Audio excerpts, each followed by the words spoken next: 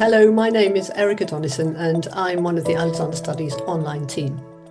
This month I'm speaking with the team of researchers behind a paper that looked at mindfulness and Alexander technique. The name of the paper being Pause, Observe, Intend, a qualitative study exploring expert practitioners' perceptions of how mindfulness and Alexander technique work synergistically to address stress. So who do I have with me? I have Patrick Johnson, who is in the Netherlands. I have Gabriella Minnes Brandes, who is in Vancouver, Canada. I have Victoria Dorr, who is in the UK. Rajal Cohen, who is in Pennsylvania in the USA. So welcome, everyone. Thank you. And so, shall we start with a bit of an overview, introduction to the study? Maybe, Patrick, you could start us off with that. So yes, as you said, this is a study that involves the two practices, mindfulness and Alexander technique. So let me describe sort of two problems that we were interested in addressing. One is that if we think about a general category of so-called mind-body practices, which you can imagine might include lots of different things, from somatic practices to meditation to everything in between.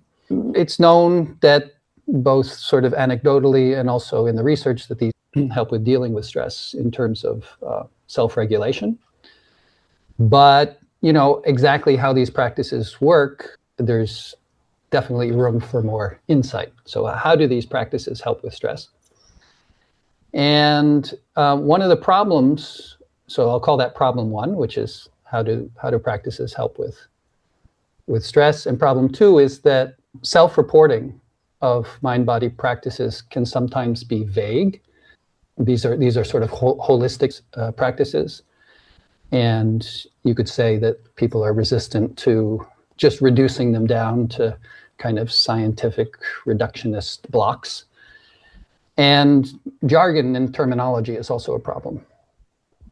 So I would say our research question with respect to these two problems is, how do Alexander technique and mindfulness practitioners describe how they deal with stress using these two practices? And you could say we had a few hypotheses. One is that using practitioners that are trained in both disciplines, so deeply trained, so we're calling those dual discipline experts, would give us good data, would give us a certain perspective. And then we expected there to be both similarities and differences in the two practices, and also that there would be some synergy, that these two practices would work well together to deal with stress. So this is a qualitative study. We used what's called thematic analysis. And but just to say, the way thematic analysis works, you interview people and you process the data in order to come up with themes, so that the themes come out of the interviews rather than testing sort of specific themes that you decide on beforehand. So what were your general findings? What came out of it? Okay, so we came up with three themes for how these practices work in the face of stress.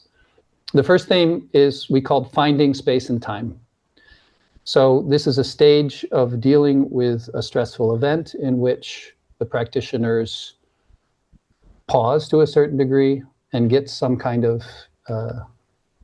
distance on their initial reactions. So from an Alexander perspective, inhibition probably falls into this category. Mm-hmm. And we found in this theme that there was a large overlap between mindfulness and Alexander technique.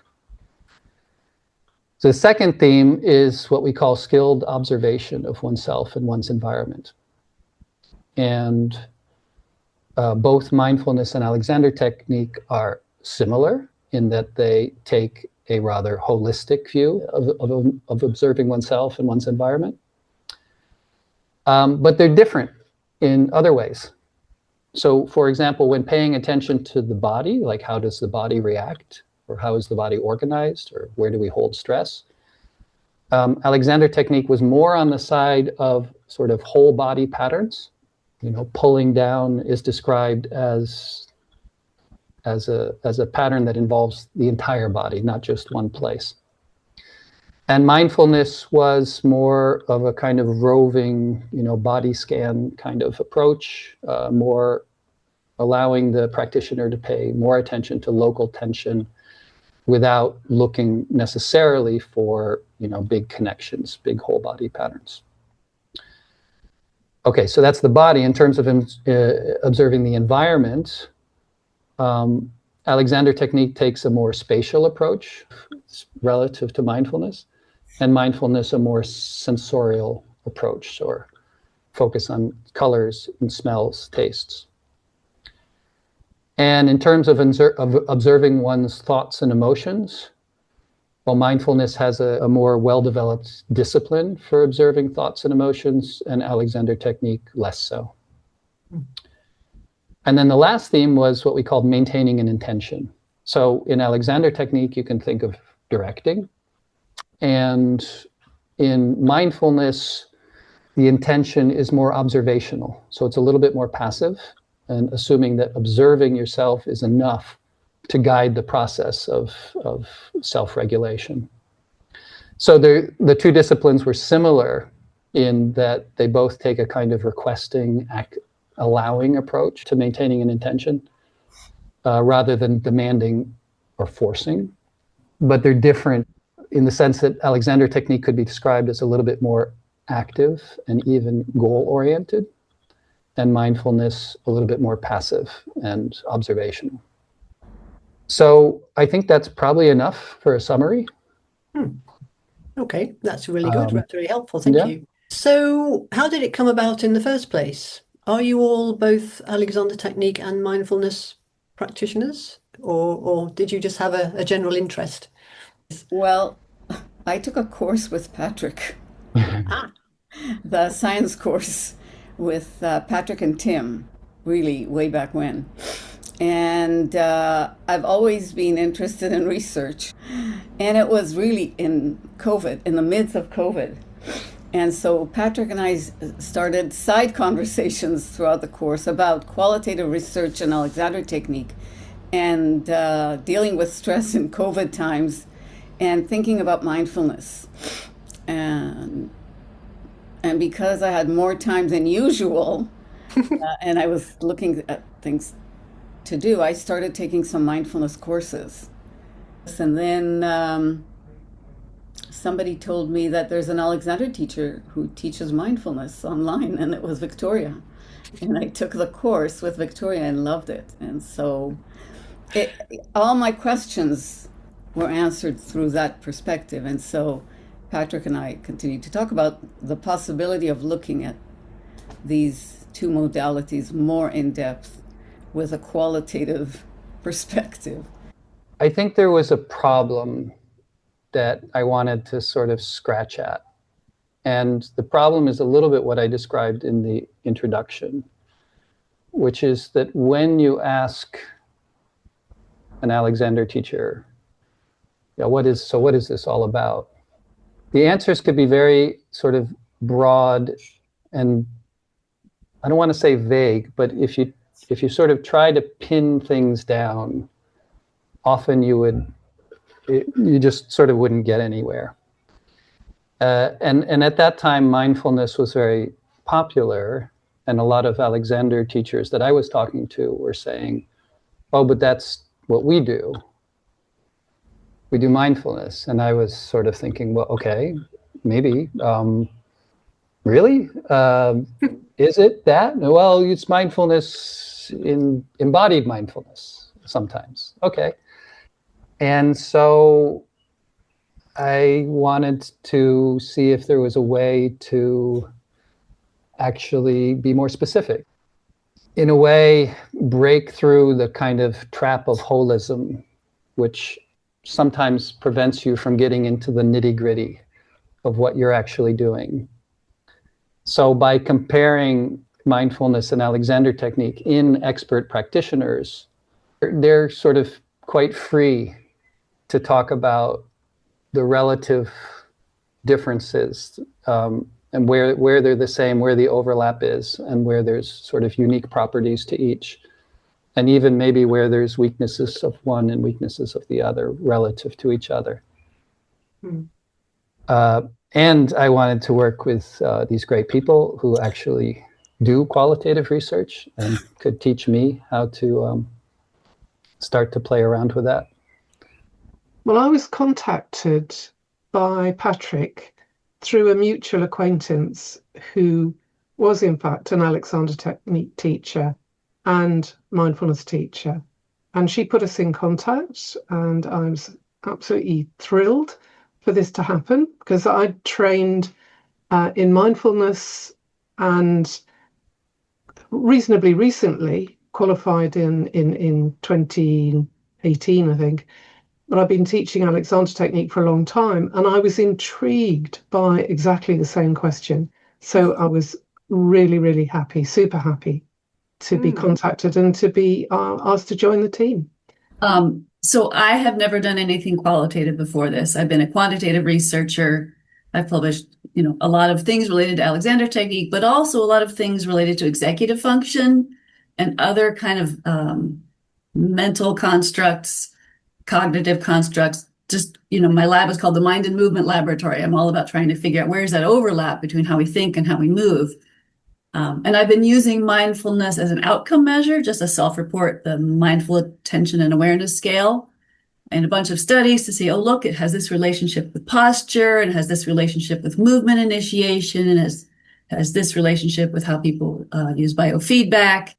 And then in the Poise project, where I'm also involved in doing some Alexander research, we're using it as an outcome measure. So when we were collecting all of our data, Monica was like, and I'm going to interview the people. And I was like, oh, really? That's going to be so much work. And what's really the point? But she did it. And I was like, okay, fine, do it. And then when we got to the end, these interviews were so powerful. And I would be analyzing all this quantitative data. And, you have these numbers and these decimal points and these outliers and these statistics. And then she would come up with these little quotes. They'd be like, we actually helped people. So I started to see that the combination, qualitative research has really some important things to add that you just can't capture in a number. Like, what do people actually say about their experience? So then when Patrick or Gabby contacted me about this project, and I was like, no, I really want to be part of that. That sounds really, really, really cool. How did the title come about? How did you decide what you wanted to study? I just want to go back to this idea of qualitative and quantitative, and the fact that we started with a hypothesis which is so quantitative in its perspective, as opposed to starting with stories and seeing what will emerge. To go back to your question, Erica, about how the title came at the end after we finished the data collection. And it was, well, first of all, having a group of 4 with multiple interests made it really rich. Any conversation, any question, we came at it from all our perspectives, which was really rich. And having to clarify what we think in light of what others think. And so then when we looked at the data, each one of us looked at the data multiple times, and we explained what we thought and what we saw, and we chose our perfect nuggets to why is this capturing. The other thing I want to speak about now is the choice to start with a story. And if I recall correctly, I think it was Patrick's idea to have the participants think about an event, a stressful event, and speak about that, as opposed to coming to an interview where we will ask a bunch of questions about Alexander Technique and mindfulness. And we asked people to think about a stressful event that they're willing to speak about. And the interview was sharing the event and then teasing out the reactions to the event in terms of these 2 modalities. So we created a space for each participant to think about the 2 modalities in a real moment of recalling a stressful event. And that made it very real. It made it real, it made it specific, Mm. It allowed for no jargon. Mm. And then in the interview, 3 of us were present in all but one. We said that we could sort of participate. It wasn't that we asked the question and we stayed out of it. So one of us was more in a listening mode and seeing where we can probe. The other one was more leading, and the third one kept the bigger picture to see if. And we all made sure that people felt very comfortable. It's unusual to have 3 interviewers and an interviewee. Mm. And so the first thing we did, and we were systematic about that, is to create a safe space, to talk about ourselves, within the 2 modalities. Not that we came up with our stress events. That was not it, but we kept it collegial. Mm. We're together looking at it. And we made sure it was not hierarchical. Mm. And the participants described it as such. And I'm saying that because it came back in some of the reviewers who said, what? 3 of you, 1 of them? And so we had to take some time in explaining that it was intentional and that it worked. Mm. Mm. Yeah, I can add one little technical point to that. Up until not too long ago, it was assumed that if you had more than 1 interviewer, that would be a bad thing, because you would create a power, discrepancy between the interviewer and the interviewee. And it's really fairly recently that people have been pushing back on that and saying that actually there's a lot of positives to having multiple interviewers. So yeah, that was actually something fairly new that we did, and we had to justify that. But in practice, as Gabby says, it works really well. Yeah, I think there was a sense of, we were all trying to find out. We were all so clearly interested in, what is this? How is this work? That bound us together. But I think it was fairly unique that we were so eager but aware of the possibility of bias. So as Gabby says, we weren't putting our own point of view across. Yeah. Well, also people were recruited for their expertise, Yes. right? It's not like you're interviewing people because they were a victim of some kind of a situation, right? You're interviewing people because they're experts and you want their expertise. That puts people on a different footing. Yeah. And they were declaring themselves that they were steeped in both modalities. Mm. I mean, we looked at their training and this and that, but people signed up because they saw themselves practicing both modalities. Mm. So it was like you were all colleagues as opposed to... Exactly. Exactly. Yes. Yes. Mm. So we had 17 participants, and the stressful events varied from life and death, car accident, serious illnesses, to a red light in the traffic jam. And the reactions to this broad range of stressful events, the reactions were quite similar, actually, and very, very interesting. So that gets us on to what were the most interesting findings? I think the effectiveness of dual discipline experts, as we call them, was very exciting and interesting to me. That these people had a unique perspective and were able to communicate things that probably would be difficult to extract from just people who are trained in one discipline or the other.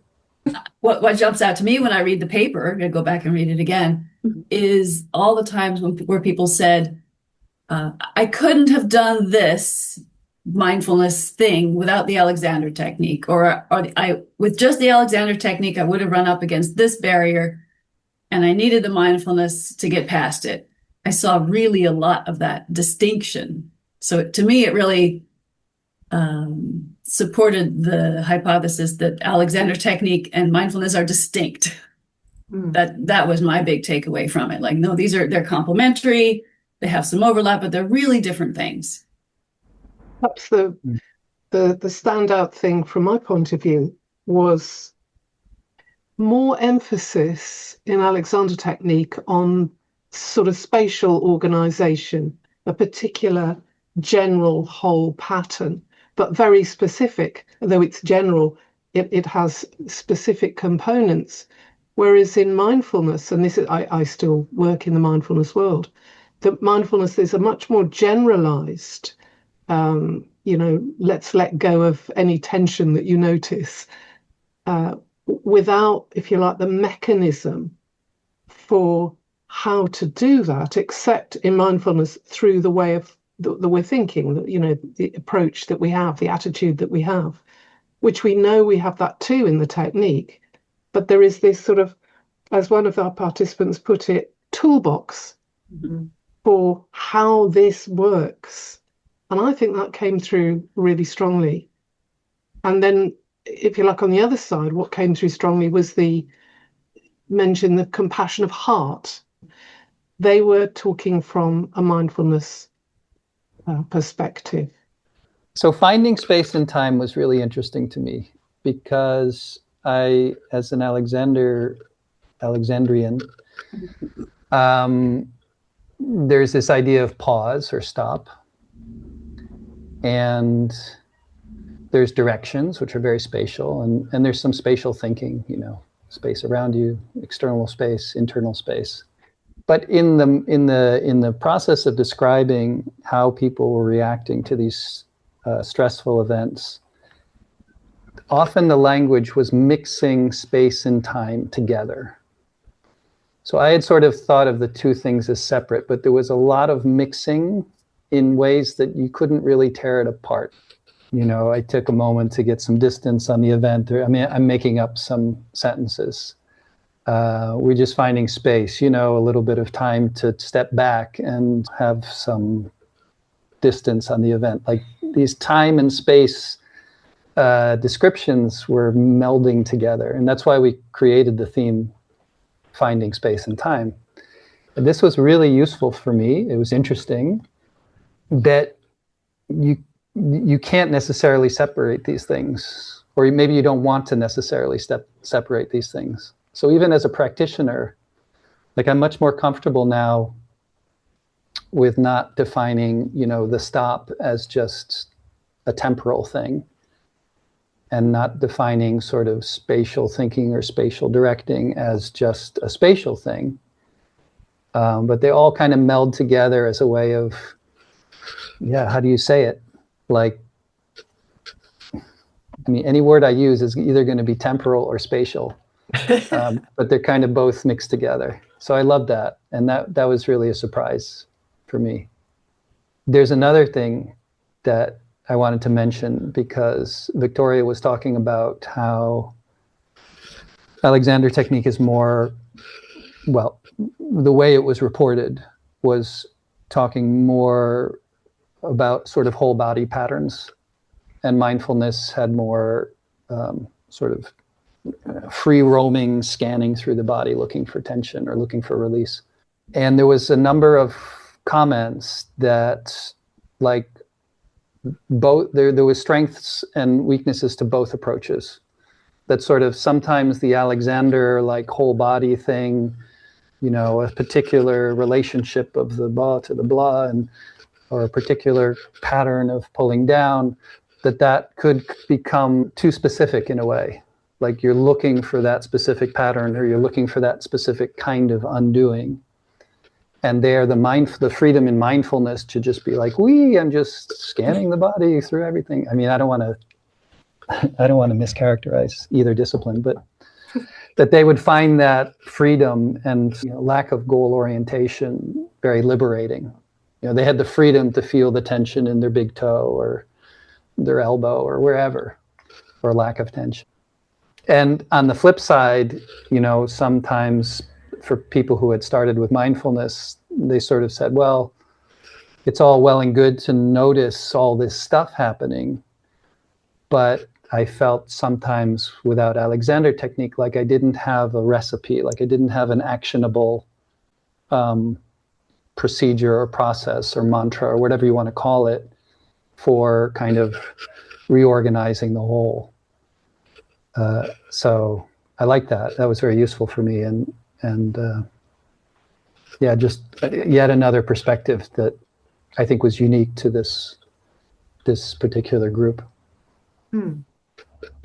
Yeah, Okay, thank you. it was really striking for me when people spoke about finding tension somewhere in their body, to say that the way they addressed it was oftentimes through Alexander principles, concepts, or way of looking.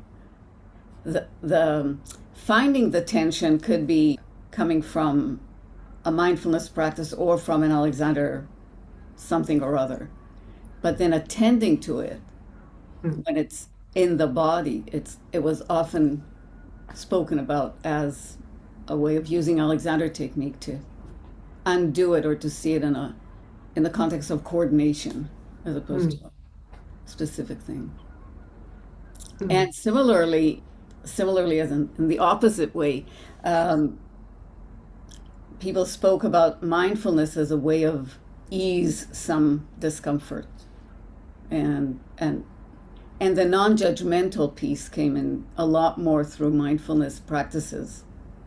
So I found it interesting that people spoke about judgment in Alexander technique because that's not how I see it, but it did come through for people, that some of the judgment came from their way of having a particular thought of what good use is. And so if I'm not there, then that became judgmental. And that judgmental aspect dissipated with a mindfulness approach to it. And that was interesting for me. Interesting.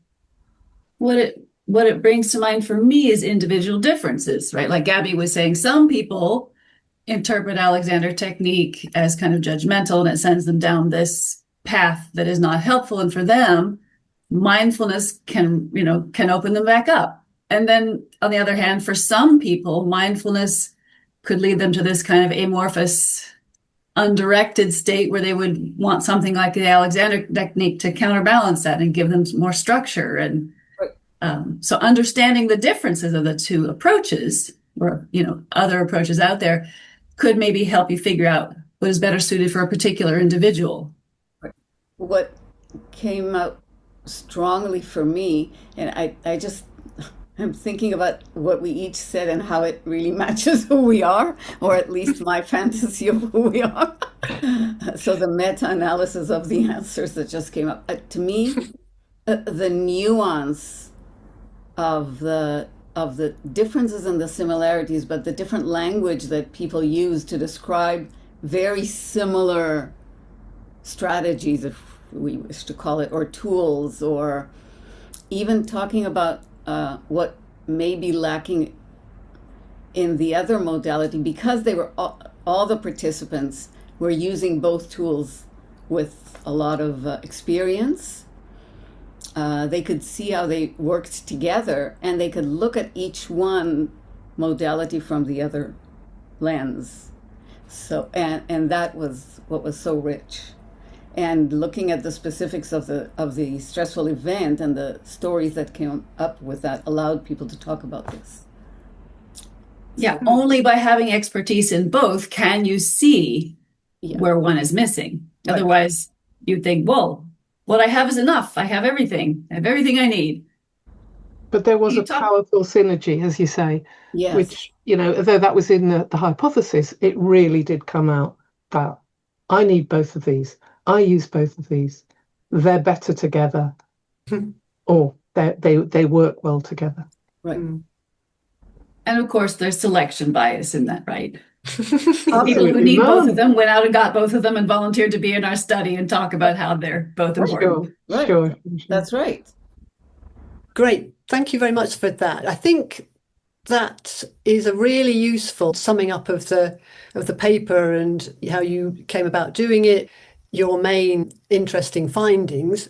And I think we'll stop that here, and next month we'll pick up again where we go into a lot more detail about how you actually went about it, challenges, and where you go next. So thank you very much for now.